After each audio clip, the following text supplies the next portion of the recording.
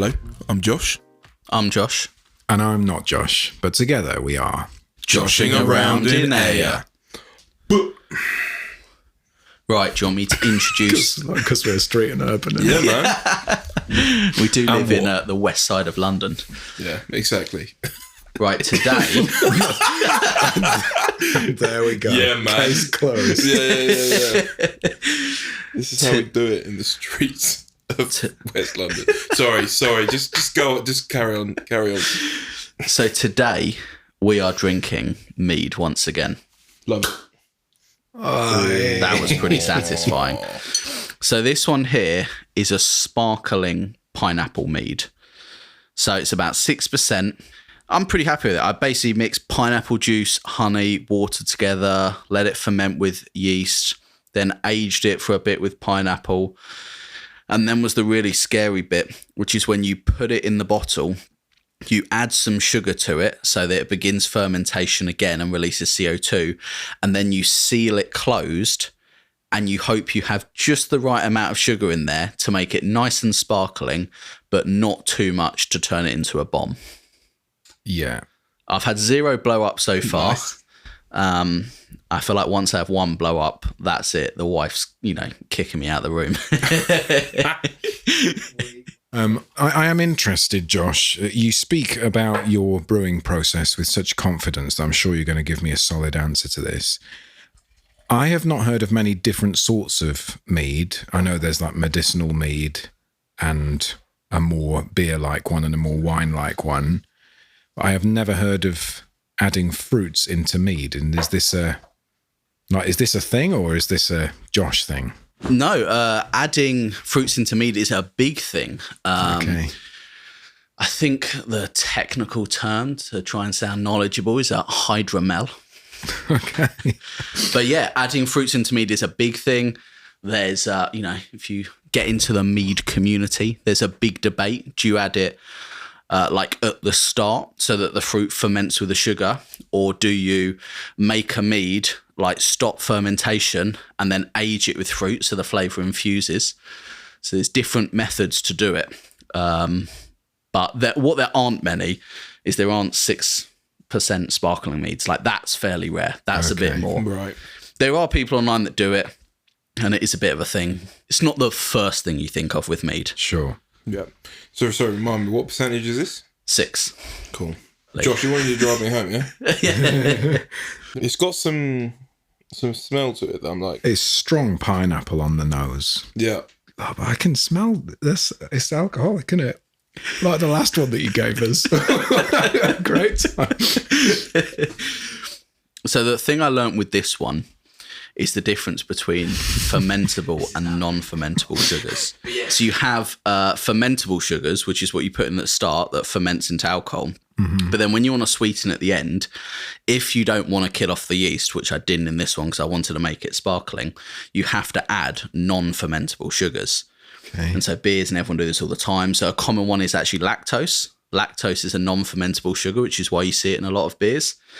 But in this one, I put in erythritol, which is that stuff they put in like keto when you need sweetness in keto diets. So that also means it's got carb-free sugar in it. Okay. So almost healthy. Yeah, I was gonna say actually one of my priorities when drinking mead is actually, does it fit my keto lifestyle? And I'm very glad that this does. So thank you, Josh. Great. You guys ready for a listener question? Yes, please. Please. This is great, mate. Thank you for sharing your mead. Yeah, it's really nice. It is really nice. So the question is, if you guys had to date either a lineage highborn, a force-grown drone, or a bone golem, which would you choose and why? Your 8th biggest fan. He's back again. If we discussed this before, was biggest in terms of like how much they like us, or BMI? Look, we've done this. Let's answer the question. Yeah? Okay, I have actually been thinking about this question because I was thinking force-grown drone. That's going to be a bit of a summer romance, isn't it? What do they live, 2 weeks? Not exactly going to be a long relationship, is it? Yeah, I'm thinking that's like a Grease-style relationship. You meet on holiday, it's 2 weeks. It's, Summer loving. some are loving. So I think personally that would rule the Force-grown drone out for me. Okay, the only reason why, I assume. Yeah, do you know what? I don't judge appearances. You know, I'm fine with the band's jizz and the rotting flesh. Oh my God. No, I think I'd want to marry up and I'd go lineage highborn just to get myself higher up in the Spire's hierarchy. Yeah. Marry rich, right? Yeah. Trophy husband. Yeah, I mean, my instinct was lineage highborn because like there's something about her where it's like, yeah, he wouldn't mind being seen out in public as her partner, but she would be very intimidating as a partner, wouldn't she? I mean, to more than start a off Bone with, Golem. she's considerably taller than you. Yeah. So, actually, I mean, yes, no, she and is you're not a massive. short gentleman, Sam. I hadn't really thought about it that way. Yeah. No, my gosh, making me rethink all my life choices now. Probably should just go Bone Golem. A short, stocky lass. That'll do. Where's the face on a Bone Golem? Because they've kind of got like a picture frame on their front with like a face in it. Is that the actual face or is that just part of the mass? Hey man, every one of us is created uniquely and we all have our little quirks, you know? I know, but it's quite a quirk at the end of your first date to not know what part to kiss. But that's the fun, you get to choose. Hey, I'm up here. I'm sorry, I had no idea. I thought I was looking at the right place. What, am I meant to be talking to the skulls? Or Yeah, it's that moment they say, no, my eyes are over here. Yeah. I know you were looking at my pillars, all right?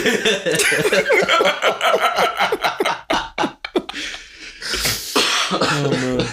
No, I was just going to say, I feel like the Bone Golem would be a good choice. Because I feel like she's just dependable, you know? And I feel like she could be a real, you know, one could say she could be a real rock in my life. Okay. Oh, man. And I thought we couldn't get any lower. Oh. Great. Moving on. Thanks for the good question, though. Yeah, cheers, mate. After our response, he's dropped down to our 9th biggest fan. So, go on, let's chat about some actual Conquest stuff. Do you guys prefer attack or defense? Do you prefer to deploy and set the areas and lines of engagement, or do you prefer to counter-deploy and bait out your opponent with cards to see what they're going to do?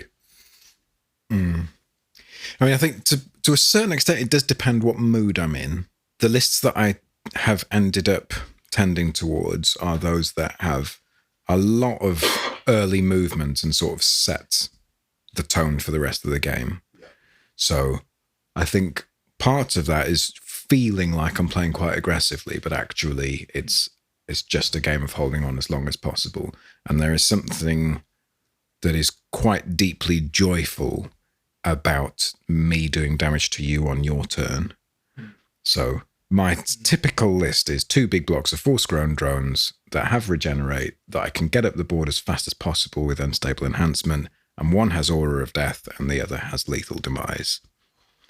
Which led to one of the most memorable moments in Conquest for me a couple of weeks ago when I was playing our friend Toby, when he crashed into one of those blocks with Lethal Demise with his Thunder Riders, almost obliterated my Force-grown drones, but really successfully got rid of 2 of his 3 stands, breaking himself in his own charge. So, yeah, there is something nice about doing damage to the enemy on their turn, particularly when you're Force-grown drones. So it's like, I do you 1 point of damage on my turn, that's fine.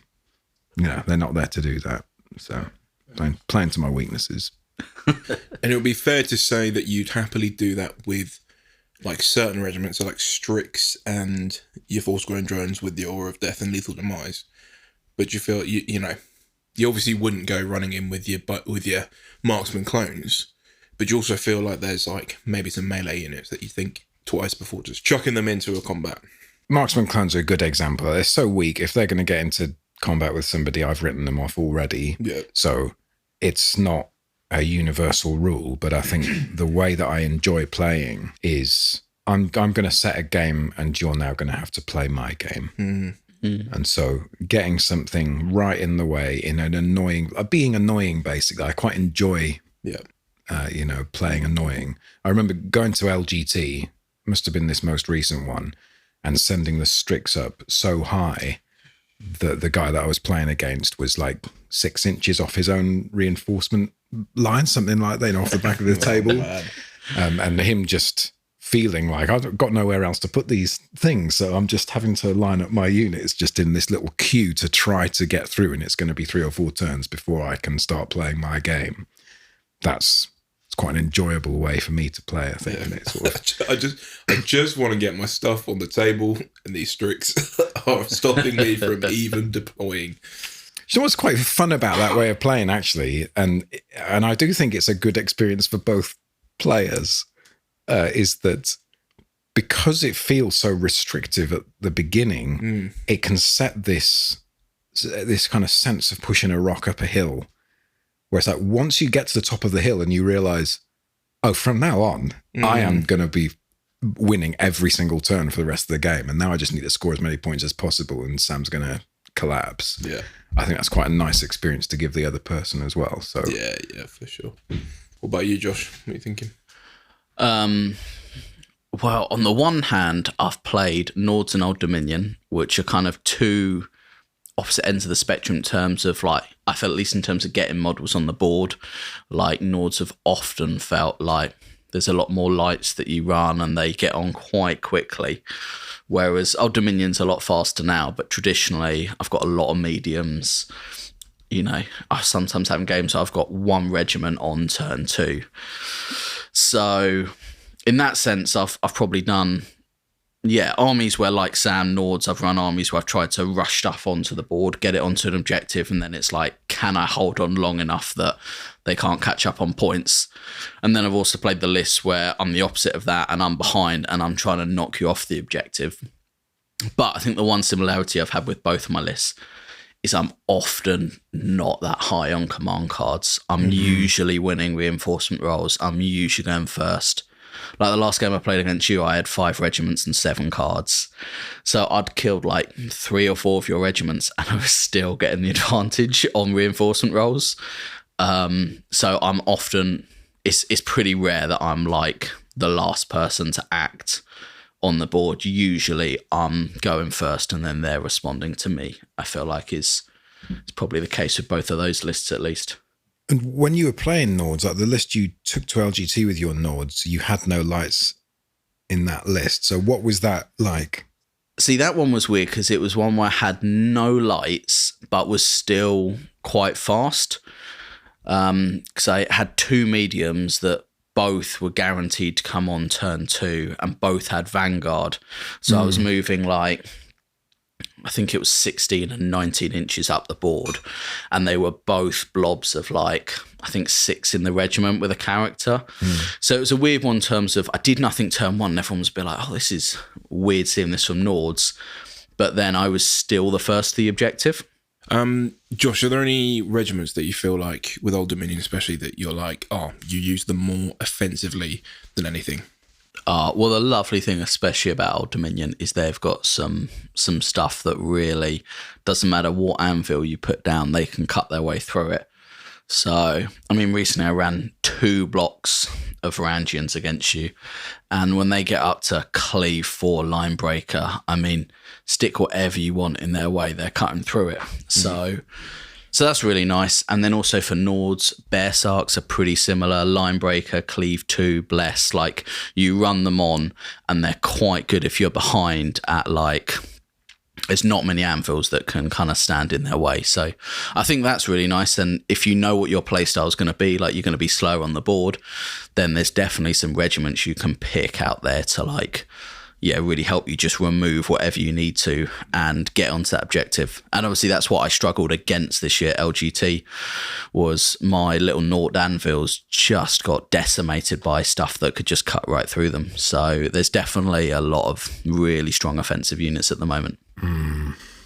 I don't know if it's just your ability to create good lists or the way that you play Old Dominion, but it is like, I think I said this to you last time we were playing, every single unit that you bring out on the table, I'm like, oh, I remember those, I hate them. And then the next one comes on, a different one, I'm like, oh, yeah, I remember them, I hate them. I don't want to see any Canaphores, I don't want to see any Caryatids, don't want to see the Fallen Divinity, or any Praetorians, or Varangians, or Bucephal, or like, I don't want to see anything. Like every single card that you draw is just yet another thing that feels too hard to kill and does way too much damage.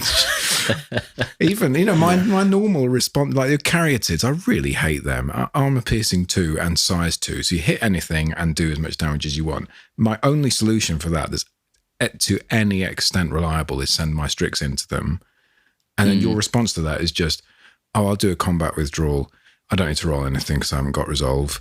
And then I'll shoot you at armor piercing 2. Well, actually, they're evasion 2, are they? But like, they're just horrible. Everything's horrible. Yeah, them having fluid formation, be able to shoot behind them so that I can withdraw and then straight away shoot at you is amazing. Yeah, and then when you say that, and this happens like every time I play you, where you're like, oh, I'm going to shoot out my back. And I'm thinking, no worries, I'll charge you in your back. And then you have to re-roll your Oh, you don't have resolve, do you? Because you're Old Dominion. What a waste. I do think I did also play a list the opposite way, where I tried to be a bit defensively. I tried to do you, Sam. I called it Trump's Wall, and I had a Strategos that came out turn 1 as a light with 8 stands of Praetorian with Tenacious and re-rolling 6s. And I ran them in one long line and just tried to get them as far up the board as I possibly could. And I think they got about 3/4 up the board till they faced Ashen Dawn and then got double charged and double clashed by Crimson Tower. And there was still like 2 stands left. It's just insane. I was just like, I don't know what to do with this. Like, at what point does this become a ridiculous game? So I'm not. I look back at that game and I feel the thing I struggle with is I can't really see any other way of dealing with anything apart from just ignoring everything. And obviously you can't do that. And so I'm just like, well, what's the point? Like, so yeah. But I think obviously I mentioned it to you guys. I think the whole, like, I think I'd love to try out Ashen Dawn where I get a Chapter Mage behind her healing them. And they've got a bit of Armour of Dominion on, so it's less scary facing against a lot of high cleave. So I think I'd like to give that a go and see how that works. But it just feels like I'm literally having to like buff the best unit I have that everyone says is like too good and needs to be nerfed. Even after this nerf, I'm pretty sure they're going to get another nerf. Yeah. And like even that, I still can't deal with the stuff that Josh is throwing at me. I'm just like, guys, look at this army. How are you having a go at me right now? Anyway. Yeah, so Parabellum, if you're listening, come over to West London sometime and just come and watch our games. And you will leave thinking, whoa, Spires and the Kingdoms really need a boost. Or at least ban Josh from playing at some of their tournaments. No, so for me, like, in terms of, like, what we were talking about before, like, attack and defense and all of that sort of stuff, me personally, I know Josh mentioned about this, but I love to kind of bait out my opponents as much as possible. And the thing I need to get better at is building my list so I can do that. So often it'll be a character on turn 1. I like to be able to, often I like playing against a Fallen Divinity more than I do a non-divinity list in Old Dominions because I can see where she is straight away and then I can figure out where I put stuff to deal with her. So that's quite nice. But when it's like a non-divinity list with Old Dominion, I feel like there's just, you don't get anything on turn till turn 2. Apart from maybe the Praetorians, right? And so I'm just kind of playing a guessing game as to where I'm going to put stuff. I'm like, all right, at least my Ashen Dawn are heavy and they're coming on turn 3, so I can kind of pick where they go. Yeah, because me and you are playing like a game of like, can you... Chicken, can I get my Varangians against your Ashen Dawn? I'm like trying to avoid them at any cost.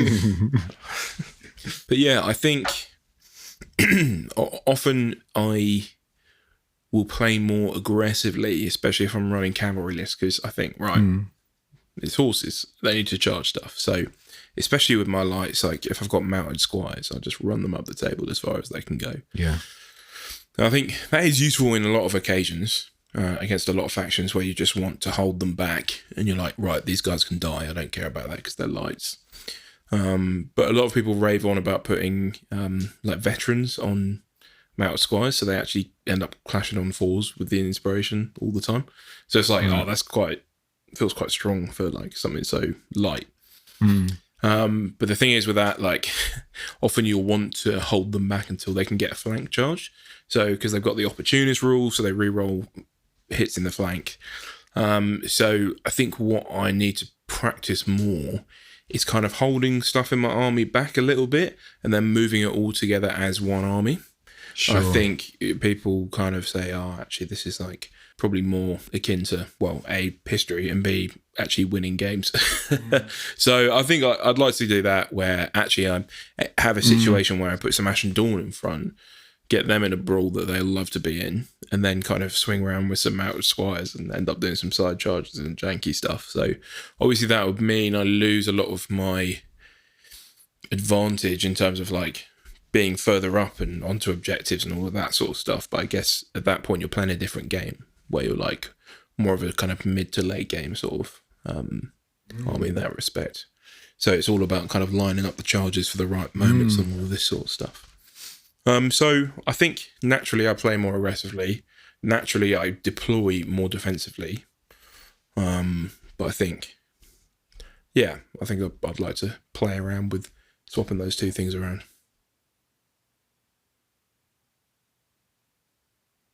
Oh, definitely. I think your army would get a lot scarier if you moved it more as one. Because I know playing an attacker, like when I face you in waves, it's lovely. Like there's nothing around you and wants more. Yeah. They walk up, they eat something, they walk up, they eat the next thing. If they have to face 3 things at one time, if they have to face Ashen Dawn in the front and then you're side charging them, they'll melt quite quickly. So I think...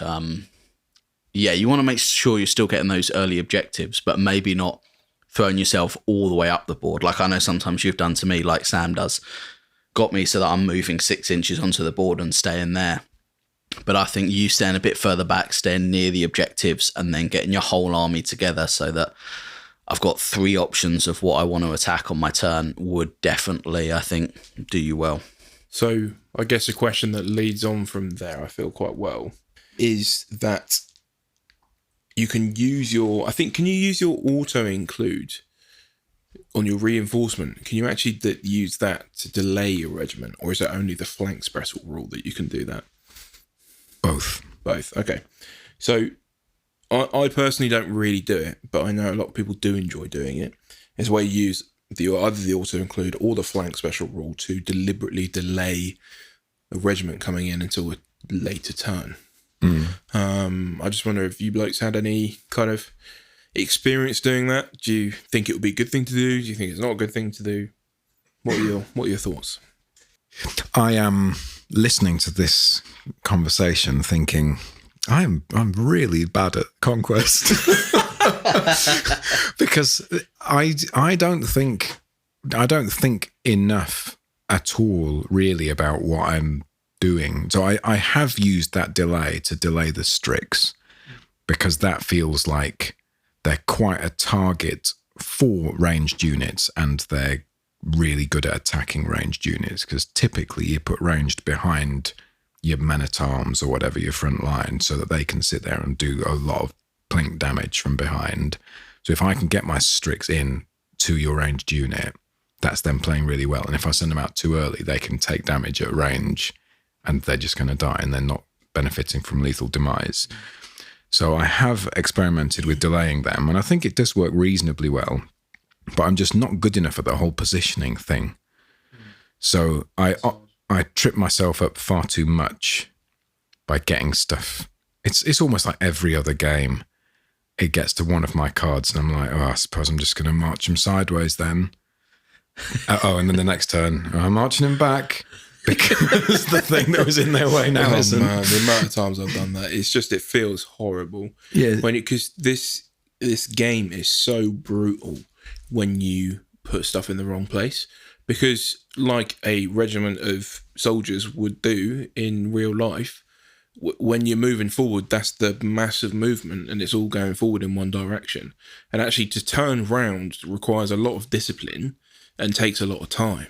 And so, like, much like in real battles, which is one of the reasons why I like Conquest, it kind of emulates that, but it is incredibly difficult when you've got something in the wrong position and you just can't get out of there. But you can, but it's it's going to require some stupid reforms and pivoting and stuff, and it's going to take you 3 turns before you even get to an objective. It's like, man, if I just put my blokes there in the middle of the board rather than off to the side, I could have actually got that objective. So it's, I hear what you're saying there, and I feel like many of us probably do the same thing where we end up with something in the wrong place. Well, so it's quite interesting. I've never really thought of it like this before.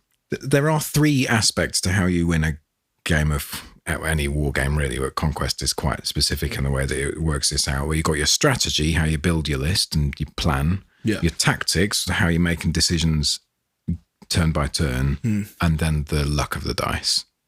Yeah. Those are the sort of 3 things that if you do one of those really badly, you're not going to win. Sure. And I think the strategy thing, the perfect strategy and tactics, and you just keep rolling sixes. Then you're not going to succeed. But the tactics bit is probably less of a wargaming skill and more of a general strategy in life. So you go, my action that I'm taking from today is I'm going to go and reread Sun Tzu's The Art of War. Yes. Yes. And I'm going to win my next game. Sam, if you read this book and then become like a Conquest master, I will be so happy. See you in chaos, everyone. Come on. I do think it's interesting. The fact that you say strategy, I do think placement is the biggest thing on strategy. Like if you place your unit in your regiment in the wrong place on the board, it is so detrimental. Because I think Wadroon's the only army I've ever seen. Was it the Raptor Riders? I saw James one time move them 27 inches. That's the only regiment I can think of where you can legitimately move it across the board. But if you put your Steel Legion on the left side of the board, they're coming on turn 3. There's no way they're going to hit the right side of the board in the 7 turns they're on. It's just, and so what they're going to fight against is going to be determined very likely the turn you put them on. There's going to be maybe 2 or 3 different options, but it's going to be they're heading down this channel of the board. That's the other things that they're going to fight. And again, if you put someone in the wrong side of the board, and I've seen so many people do this with archers and stuff. There's one thing they really want to shoot, and so they'll stick it down the left. I know I want to shoot that next turn. They shoot that, maybe that unit dies, and then they're like, oh, now I'm right in the left and there's stuff all over the right I want to shoot. I should have placed it in the middle. Maybe I wouldn't have been able to shoot that target straight away, but I could have shot it the next turn, and then I would have had more options the turn after. And I think your placement is it's huge. It can really decide games. I think that's massive. There was one you and I were playing relatively recently where there was a rock sort of 2/3 of the way across the board, so it was sort of decided there's one big side and one little side, and you sent your Fallen Divinity down the little side, and so I sent one set of Force-Grown Drones at that side, just a set of 3, and then all of the rest of my army down the other side.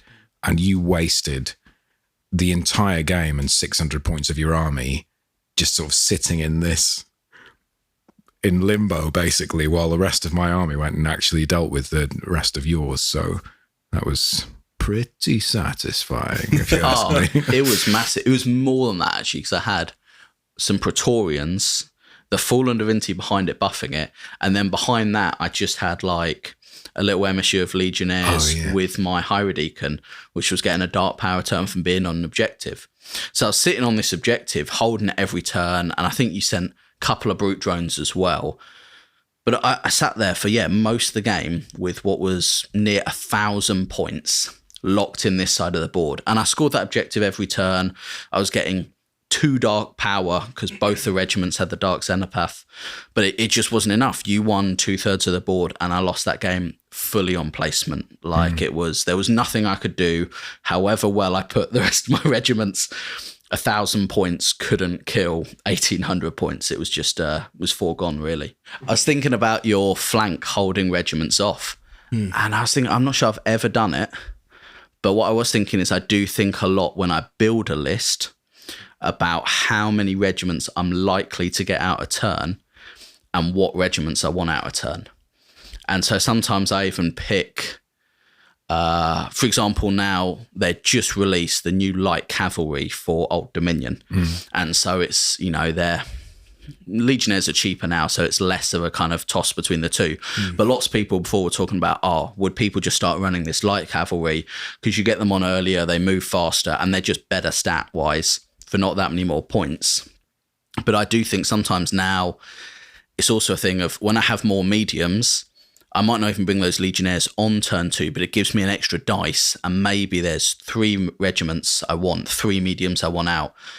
Well, if I've got 5 mediums, I get to bring on 1 automatically. I'm rolling 4 dice, looking for 3s. I'm likely to get the 2 I want.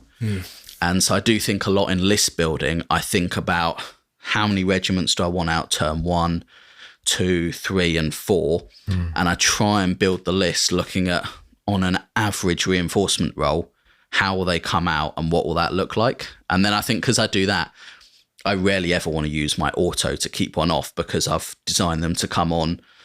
I can either roll a dice really badly and be a bit screwed, or I can roll really well and then I get it on a bit earlier than I would have liked. But on my average game, they come out the way I've kind of planned it to. But that's just that's what I found helpful. No, mate. I just heavy stack in it. So you've got so many dice to roll on turn 3 that hopefully you'll get at least a few through. No, that is amazing. I can't say I've ever built a list. No, that's the lie. I must have done it at some point. But yeah, when list building, I'm thinking, right, how can I get the most value out of what points I've got? Yeah. And I think I rarely think about what's going to happen each time I roll for reinforcements. And also what happens, how many cards I have each turn. Because actually what I found with my cavalry list that I was running at Bad Moon is that actually what I ended up with was 1 or 2 cards on turn 1. And actually I wanted either 2 or 3 because it means you can bait people out a bit more. And so I was like, maybe I should have had a character or something just to go with them. But what it meant is then by turn 2 or turn 3 even, it kind of mattered less about me baiting them out because by turn 3 you're starting to engage, and so you want to actually go first. And so, but by then I've got more cards than my opponent, so I don't get the advantage on the roll. So I think, that's another thing I haven't really factored into list building that I think perhaps I need to have a little idea on. But yeah, I think this is great. One thing I was going to say actually before we finish is that obviously we've mentioned a lot about like deployment and positioning, things like that. What I've definitely underestimated myself is the fluid formation rule, because that basically is the answer to bad deployment in that sense. In that, like, if I put my sealed temple in the wrong place, I'm not actually too worried about it because I can just spin them around 90 degrees, do a little double march, and bam, I'm on the other side of the table. Yeah. So it's something that I need to get better at and something that you need skill to do and timing and all of that. But it's actually something that definitely feels like I've underrated it as a rule, and I think I'd like to start experimenting with that more. Oh, it's definitely massive as well for getting charges in the flank because of the whole how many stands are in the front arc or the side arc. Yeah. If you can spin yourself with fluid formation, stick an extra stand in the side and then charge the side, it can be like a really, really helpful rule. Amazing. Well, thank you very much for listening. This has been Joshing Around in Air. I never really say that, but I'm saying that for yeah, we have an email. It is joshingaroundinair@gmail.com. So please send us in your questions and we will endeavour to answer them as soon as possible.